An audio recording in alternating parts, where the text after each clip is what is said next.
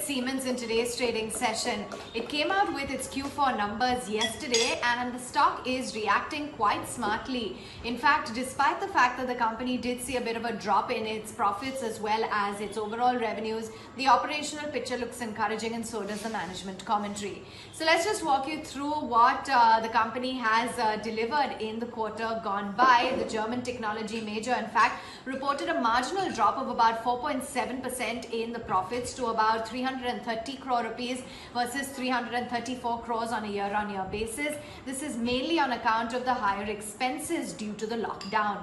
You had the revenues from the continuing operations, which fell to about 3,546 crore rupees. This is versus what they delivered in the last year at 3,894 crores. Do remember the company follows the October to September financial year.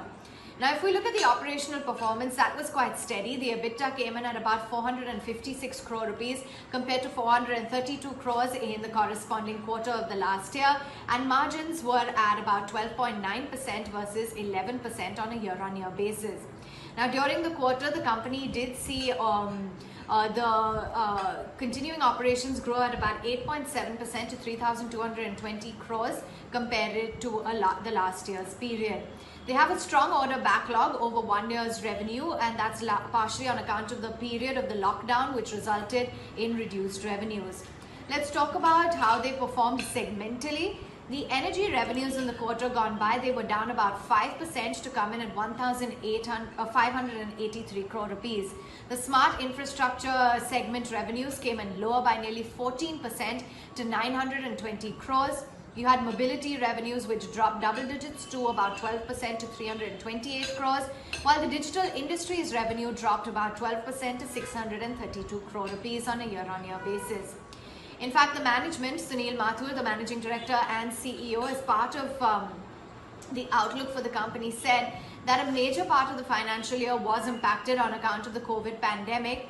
However, he said that despite the volatility, the business environment, with the core industrial sectors being negatively impacted, he did say that now you're seeing initial signs of an uptick across some market segments post the lockdown. He also said that the increased government spending in infrastructure is going to be very critical at a time like this, and it is going to have a cascading impact as well on the revival of demand. They believe that the focus is going to continue to be on profitable growth in energy, industry, infrastructure and mobility businesses.